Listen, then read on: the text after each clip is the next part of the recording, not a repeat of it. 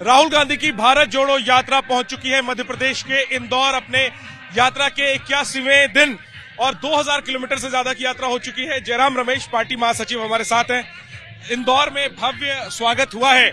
ये जो जश्न की तस्वीरें हम देख रहे हैं राहुल के स्वागत में, क्या लगता है कि चुनाव नतीजों में के दिन भी मध्य प्रदेश के कार्यकर्ता ऐसे ही जश्न मनाएंगे? क्या पार्टी को फायदा होता देख रहे हैं आप? लोग कह रहे थे, मीडिया कह रही थी, बीजेपी भी कह रही थी कि ठीक है, दक्षिण भारत में तो आपको स्वागत मिल गया, महाराष्ट्र में भरपूर स्वागत मिला है, पर उत्तर भारत में आकर देखिए क्या होगा। और हम ये 5वां दिन है मध्य प्रदेश में, बुरहानपुर, खांडवा, खरगोन और इंदौर में है। मैं 5:45 से चल रहा हूँ, 3 घंटे हो गए और भरपूर स्वागत हुआ है, उत्साहजनक, ये अभूतपूर्व है। आज जो हमने इंदौर में देखा है, मैं विश्वास के साथ कह सकता हूँ पिछले 80 दिनों में ऐसा स्वागत मैंने नहीं देखा। मैं भी आपसे सहमत हूं। मैंने भी टुकड़ों में ये यात्रा देखी है और इंदौर का माहौल कुछ अलग था, इसीलिए मैंने बार कहना कि उत्तर भारत में आइए और देखिए क्या होगा, हमने देखा है। इसीलिए मैं पूछ रहा हूं। कानपुर, बाद में खांडवा, बाद में खरगोन और आज ये अभूतपूर्व स्वागत। पूछा जयराम जी की अगले साल जो विधानसभा चुनाव है, सुपर वंदन हो गया, सुपर अभिनंदन हो गया। अगले साल जो विधानसभा चुनाव है, क्या आपको लगता है कि नतीजों के दिन भी कार्यकर्ता कांग्रेस के ऐसे ही जश्न? चुनाव जिताओ यात्रा नहीं है, चुनाव जीतो यात्रा नहीं है। विधानसभा के लिए अलग रणनीति होनी चाहिए, एकता, अनुशासन, एकजुटता। अभी से हमें होमवर्क करने की जरूरत है, पर भारत जोड़ो यात्रा से हमारे संगठन, हमारे नेताओं में, हमारे कार्यकर्ताओं में नई उत्साह, नई जान, नई उमंग दिखाई दे रही है, नई जोश। ये जोशीला कांग्रेस है।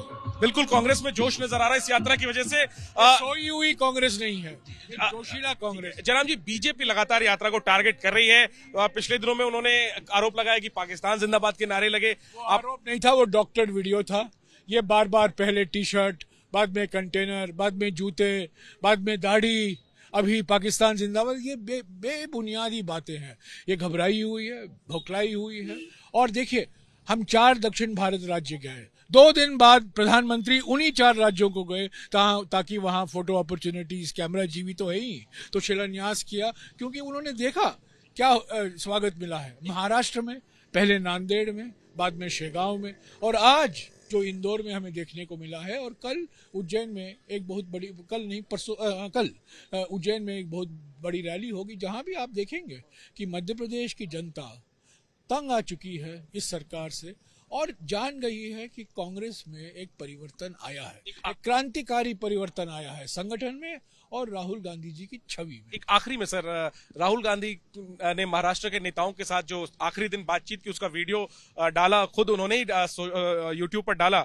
उसका एक हिस्सा जिसमें राहुल गांधी कुछ एक्सरसाइज सिखा रहे हैं, आरएसएस की विचारधारा से कैसे लड़ना है, उसको लेकर के बीजेपी उस वीडियो का मजाक उड़ा रही है, खिल्ली उड़ा रही है कि ये क्या कर रहे हैं राहुल। मैं बीजेपी पर मैं नींद नहीं खोता हूँ, क्योंकि जो कुछ वो टिप्पणियां करते हैं रोज, ये सब बचपना है उनकी ओर से। मैं उनको गंभीरता से नहीं लेता हूँ।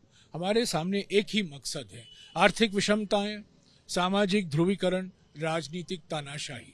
इनसे हमारा देश टूट रहा है और इससे मुकाबला करना है। कल संविधान दिवस के अवसर पर मऊ में एक सार्वजनिक रैली का आयोजन किया गया। खड़गे जी थे, राहुल जी थे, और उन्होंने कहा कि संविधान खतरे में है, संवैधानिक सिद्धांत, संवैधानिक प्रावधान, संवैधानिक संस्थाएं खतरे में है और उसको सुरक्षित रखना हर कांग्रेस कार्यकर्ता का फर्ज बनता है। उसी आरएसएस की विचारधारा को लेकर के राहुल जो वो वीडियो में दिख रहे हैं, उसको जरा एक्सप्लेन कर देंगे कि वो एग्जैक्टली राहुल गांधी क्या कन्वे करते हैं उसके जरिए, क्या विचारधाराओं का टक्कर है ये जंग जो है, ये विचारधाराओं का, ये मनोवैज्ञानिक जंग भी है। तो उनका ये कहना है कि हम अलग अलग तरीके से इस चुनौती जो है आज हमारे देश के भविष्य के बारे में, जो 2 अलग दृष्टिकोण है, 2 अलग नजरिए है, एक कांग्रेस का रास्ता है और एक आरएसएस का रास्ता है।